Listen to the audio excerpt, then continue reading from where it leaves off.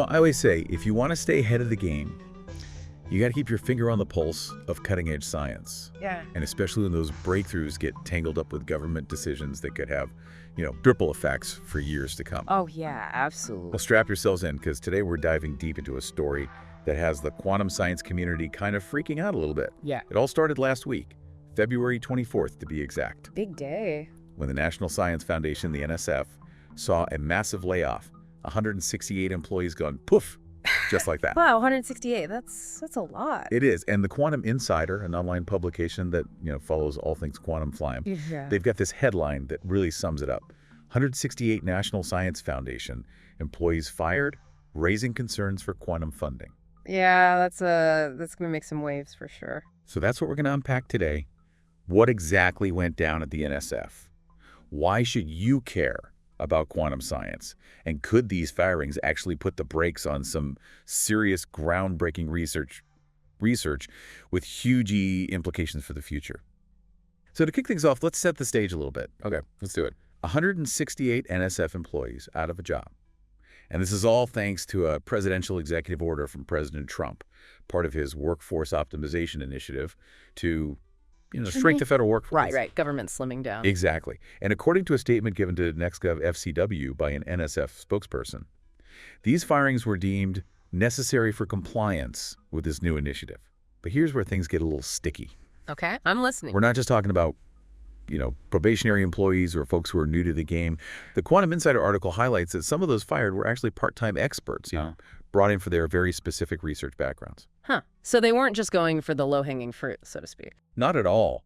And get this, some of these experts were working in divisions directly tied to physics research, which of course is, the bedrock of quantum science. Oh, so this is starting to look less like a random downsizing and more like something that could directly impact quantum research. Right, and to make matters worse, the Quantum Insider quotes an insider who's pretty critical of the whole process. They described the selection process as blunt and basically questioned whether any real strategic thought went into deciding who to let go. Blunt. Ouch, that doesn't sound good. It makes you wonder about the impact on morale, too. I mean, if people feel like their expertise isn't valued, that can really stifle innovation. It's true. And that brings us to a crucial point. The NSF isn't just some faceless bureaucracy churning through paperwork. This organization is the lifeblood of scientific research in the U.S. Couldn't agree more. They're responsible for funding a huge chunk of university research, the development of new technologies, and training the next generation of scientists. Yeah, they're like the backbone of the whole scientific ecosystem. Yeah. And when you start messing with the backbone, well, things can get a little wobbly. Exactly. And when it comes to a field like quantum science, which is still relatively young and evolving so rapidly, the NSF's role is even more crucial, don't you think? Oh, absolutely. The NSF, they've got this unique position. They're able to nurture these emerging fields like quantum science and, guide them through those awkward teenage years, so to speak. I mean, they're a major player in the National Quantum Initiative. They're coordinating efforts across different agencies, even partnering with companies to make sure that research actually translates into real-world applications. So they're not just funding pie-in-the-sky ideas. They're actually thinking about how to bring these quantum breakthroughs into our everyday lives. Precisely. We're talking funding for quantum computing startups, partnerships with big companies to develop new quantum technologies, and then you've got the Quantum Leap Challenge Institutes. These are basically think tanks, laser-focused on pushing the boundaries of what's possible with quantum tech. So it's like the NSF is building this whole ecosystem for quantum innovation to thrive in, a place where researchers can collaborate with each other, with industry, with the government. Yeah. That's pretty amazing when you think about it.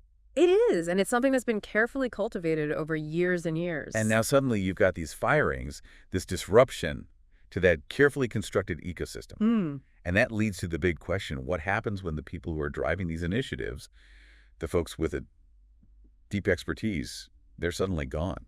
Well, that's the million-dollar question, isn't it? I mean, it's not hard to imagine delays and grant processing disruptions to research projects that are already underway. And then there's this chilling effect that the article talks about, researchers might think twice about applying for grants or pursuing government-funded work if they see this as a sign that the government's not really committed to science. So even if these firings weren't specifically targeting quantum science, they could still end up hindering progress just by creating this sense of uncertainty and fear. Exactly. And here's the thing. Even a temporary slowdown in quantum research could have lasting consequences. We're not just talking about some abstract scientific race here. This is a field with the potential to revolutionize everything from medicine to materials science to cybersecurity. I mean, the possibilities are mind-boggling. Yeah, I think it's easy for people to hear quantum and kind of tune out. Like, Yeah. oh, that's all theoretical stuff way off in the Yeah. future. But what we're talking about here are real-world applications that could impact our lives in profound ways. Absolutely. Think about drug discovery for a second. Right now, it can take years and billions of dollars to develop a new drug. But with quantum computers, we could be simulating complex molecules, designing drugs much faster and much more efficiently. And that's just one example. So these impossible problems that quantum computers are supposed to be able to solve, we're not just talking about some abstract mathematical equations. We're talking about problems with real-world consequences for all of us. Exactly. And that's why it's so crucial that we understand the potential of quantum science and the impact that these firings could have on its development. This isn't just an academic issue. This is about the future of technology, the economy, even national security. Now you're talking my language. Yeah. When you start throwing around words like national security, it definitely raises the stakes a bit. Yeah. And the Quantum Insider article, they even mentioned that other countries are pouring tons of money into quantum research. Oh, yeah, they are. It's a global race at this point. So it's not just about the U.S. falling behind some abstract scientific race. It's about losing our edge in a field that could reshape entire industries. You got it. If we don't prioritize quantum research, we risk ceding ground to other nations, and that could have serious implications for our economic and technological leadership in the future. It's a pretty intense situation for sure. But before we spiral too far down the geopolitical rabbit hole, I want to come back to the NSF itself. What is it about their approach to funding research that makes them so special? And why is that so vital, especially for something like quantum science? A field that's still finding its feet. Well, one thing that really sets the NSF apart is their focus on basic research. They're not just looking for projects that'll have, immediate commercial applications. They're willing to fund research that might seem a little out there, maybe even risky, but it's that kind of research that often leads to those truly groundbreaking discoveries, those game changers down the line. They're basically investing in the seeds of future innovation. So they're playing the long game, recognizing that sometimes the most revolutionary ideas come from exploring the unknown, even if there's no guarantee of a quick return. Exactly. It's a long-term vision. And that's something that's often lacking in the private sector, where the focus is understandably on short-term profits and tangible results. But the NSF, they provide that crucial counterbalance, supporting that fundamental research that might get overlooked elsewhere. But that research, it forms the foundation for all those amazing technological advancements we see. Right, it's like building a house. Yeah, You need a strong foundation before you can even think about adding those fancy features. a perfect analogy. Yep. And speaking of foundations, the Quantum Insider article also highlighted the NSF's role in fostering collaboration, connecting different players in the scientific community. Yeah, they talked about how the NSF brings together academics, industry experts, government agencies. It's like they're creating a space for the best minds to bounce ideas off each other, share resources, and avoid duplicating efforts. Exactly. That cross-pollination of ideas, it's essential for driving innovation. It's how we make sure that research doesn't happen in silos. It's about building a network of knowledge, a collective brain, if you will. So if we imagine the U.S. scientific community as this vast network of interconnected minds, the NSF is like the central hub, keeping everything flowing smoothly. And these recent firings, it's like they've just thrown a wrench in the gears. A very disruptive wrench. And those disruptions can have cascading effects. Think about it from the perspective of a young researcher, someone just starting out in their career. They might have been relying on the guidance of a senior NSF program officer to help them navigate the grant process or to connect them with potential collaborators. And now suddenly that support system is gone. It's like taking away the training wheels, just as someone's learning to ride a bike. And it's not just about the individuals who were fired. It's about the message it sends to the entire scientific community. If you're a bright, ambitious scientist considering a career in government-funded research, are you going to be as enthusiastic about that path now? It's a legitimate concern, and it goes beyond morale, too. There are practical implications. The Quantum Insider article pointed out that even a temporary slowdown in grant processing or research projects getting disrupted can have a huge impact, especially in a field as fast-moving and competitive as quantum science. So it sounds like these firings could create a ripple effect that goes way beyond those 168 individuals who were directly affected. Exactly. It's like pulling a thread from a tapestry. It might seem like a small action, but it can unravel the whole thing. And in this case, the tapestry we're talking about is the future of American scientific leadership. It's a sobering thought. But amidst all this uncertainty and these challenges, is there any reason for optimism? Is there anything that gives you hope that the U.S. can still maintain its position at the forefront of quantum research? You know what always gives me hope? The resilience and ingenuity of the scientific community. Scientists are problem solvers by nature. They're driven by curiosity, a passion for discovery, and a desire to make the world a better place. They're not going to let a setback like this stop them from pursuing their goals. So even with the funding cuts and the political uncertainty, you believe that the spirit of scientific inquiry, it'll find a way to prevail. I do.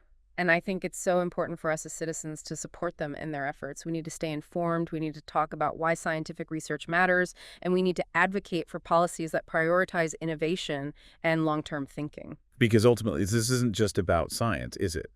It's about the kind of future we want to build for ourselves and for the generations that come after us. Exactly. The decisions we make today about funding, about education, about the role of science in our society, these decisions, they're going to have a huge impact on the world we live in tomorrow.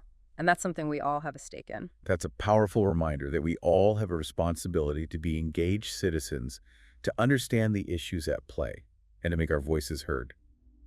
But before we dive into the role of the listener, I think it's important to acknowledge the human cost of these firings. Yes, thank you for bringing that up.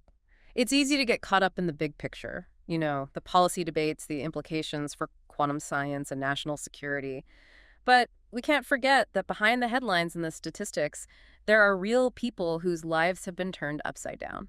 The Quantum Insider article didn't go into a lot of detail, but they did mention that some of the employees who were let go, they were given very little notice, leaving them scrambling to figure out what's next. It's a harsh reminder that policy decisions, especially those made at the federal level, they have very real consequences for individuals and families. It's a good point to reflect on as we move into our final segment. We've explored the breaking news of the NSF firings, we've delved into the amazing world of quantum science and its potential, and we've considered what this all means for the future of U.S. innovation. But what does it mean for you, the listener? Stay tuned as we wrap up this deep dive with some final thoughts and some questions to ponder. Okay, so we've covered a lot of ground here. We talked about the NSF firings. We dove headfirst into the world of quantum science and all its potential. And we even touched on what this all means for the future of America's place in the world of innovation. But now I want to bring it back to you, the listener. What does this all mean for you?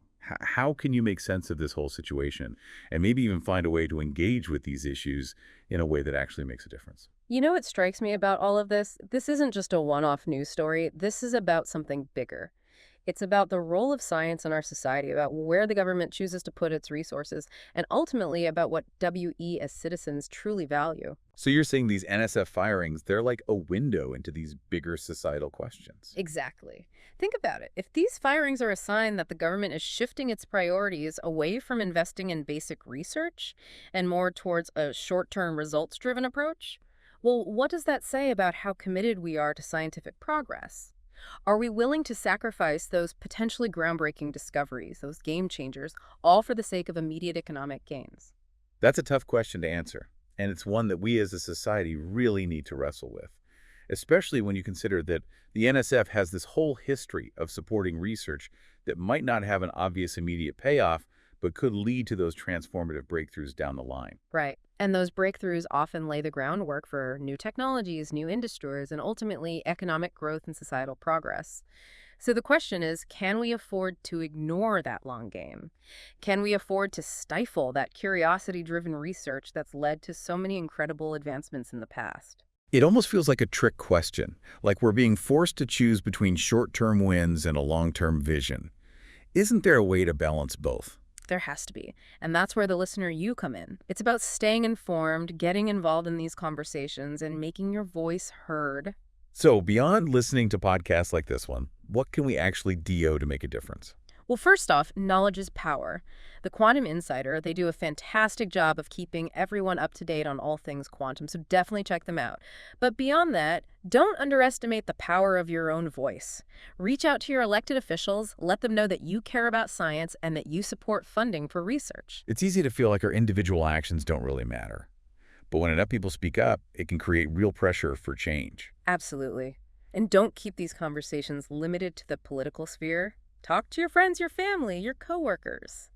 The more we talk about these issues, the more awareness we raise, and the more likely we are to see some positive changes. Remember, even the smallest actions can have a ripple effect. It's like that butterfly effect, right? One tiny action can set off a whole chain of events that leads to something much bigger. Exactly. So stay curious, stay engaged, and never underestimate the power of your own voice to shape the future. Couldn't have said it better myself. A huge thank you to our expert for joining us today and sharing their incredible insights. And to you, the listener, thank you for coming along on this deep dive with us. We hope it's given you a new perspective on the NSF firings, the amazing world of quantum science, and the crucial role we all play in shaping the future of innovation. Until next time, keep asking questions, keep learning, and keep pushing the boundaries of what's possible.